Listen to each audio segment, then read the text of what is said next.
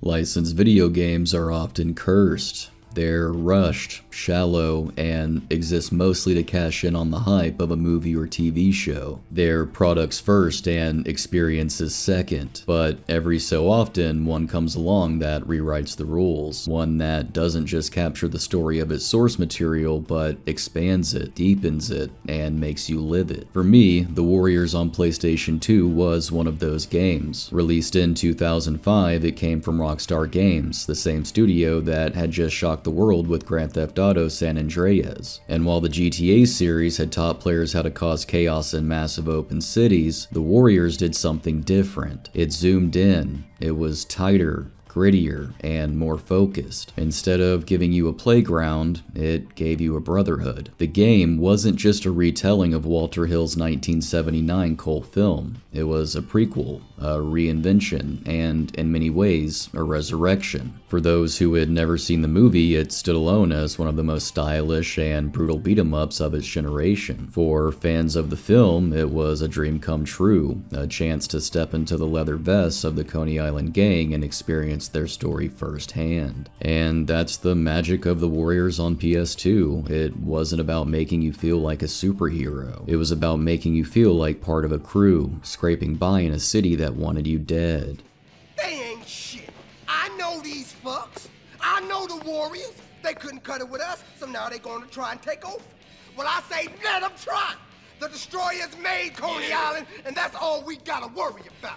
Now go get up some fucking beers and some broads up in here. What separated The Warriors from so many other adaptations was its ambition. Rockstar could have played it safe and made a straight shot retelling of the movie, but instead they built a whole new narrative around the gang's early days. You weren't just thrown into the chaos of the movie's famous chase. You got to see how the Warriors rose to power in Coney Island. This meant long, dirty nights of proving yourself. Missions had you raiding enemy turf, pulling off robberies, mugging civilians, and running from cops. It felt alive because it wasn't polished. It was raw, and in a lot of ways, this mirrored the actual film, which was shot guerrilla style in New York City and captured the grittiness of the late 70s street life. Rockstar translated that feeling perfectly to digital form. I still remember the first time I sprayed over a rival gang's tag. The game didn't make it a simple button press. You had to literally tilt the analog stick, mimicking the motion of the graffiti in real life. Sometimes the can would sputter, the line would go uneven, and rival gang members would come chasing you before you could even finish. And then there were the rumbles, massive, chaotic street fights where you and your crew brawled against waves of rivals. The fights weren't just numbers, they felt personal. You'd hear the taunts, the insults, the rage in their voices. When you finally took control of the battlefield, when your gang stood tall in the aftermath, it was more satisfying than any boss fight. This is where the Warriors nailed something special. It wasn't about one lone hero,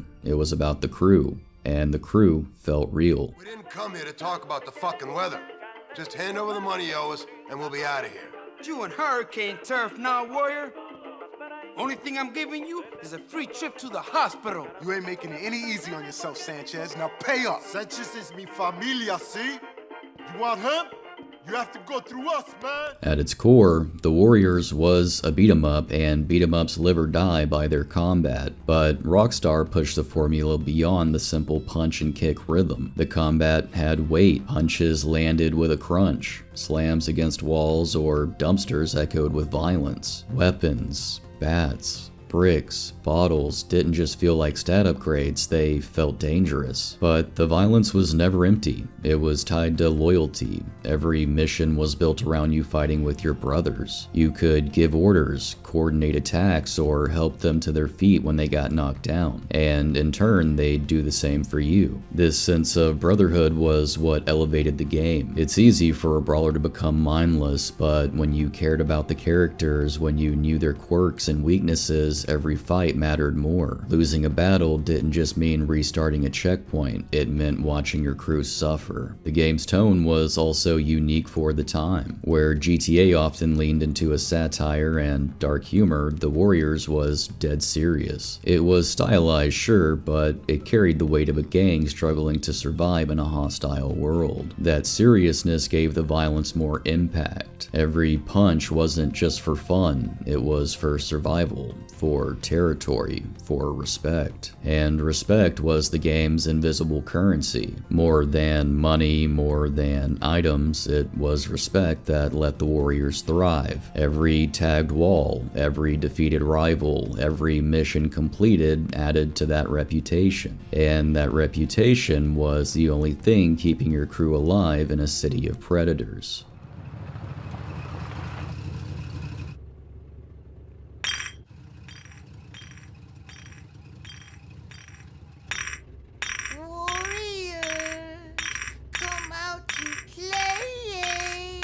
Eventually, after hours of prequel storytelling, the game transitions into the movie itself, and for players, this was the moment everything clicked. The opening scene of the film, Cyrus rallying the gangs in Van Cortlandt Park, was created almost shot for shot, except now you weren't just watching, you were there. When Cyrus was assassinated and the false blame fell on the Warriors, it wasn't just a plot point, it was a nightmare you had to escape in real time. And this is where Rockstar's decision to expand the story paid off. By the time the movie's events unfold, you already know these characters inside and out. You've fought alongside them, defended their turf, laughed at their banter. So when the gang is suddenly hunted by every other crew in New York, it feels urgent, personal, desperate. The film's iconic moments, the baseball Furies chase, the showdown with the Lizzies, the desperate ride back to Coney Island, hit even harder when you're the one making the choices, throwing the punches, and keeping your brothers alive. And then there's the final stand.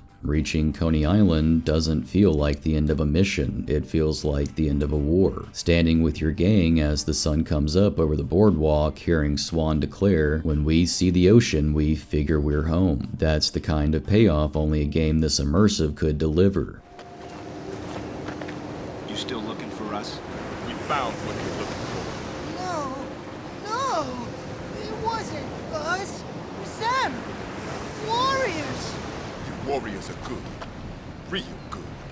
The best. Today, The Warriors on PS2 sits in an odd place. It doesn't get mentioned in the same breath as Rockstar's Juggernauts. It doesn't have sequels, remasters, or online fanfare. It's a cult game, just like the movie was a cult film. But for those who played it, it remains unforgettable. It wasn't just a brawler, and it wasn't just a movie tie-in. It was a game about brotherhood, about surviving against the odds, about finding strength and loyalty. It was messy, violent, raw, and emotional in ways video games rarely dared to be at the time. The Warriors showed us that a licensed game could do more than echo a story. It could live it, stretch it, and make it matter even more. It turned players into members of the gang, not just spectators. And when you walked away from the PS2, you didn't just remember the fights, you remembered the bond. Because in the end, the Warriors wasn't about one hero.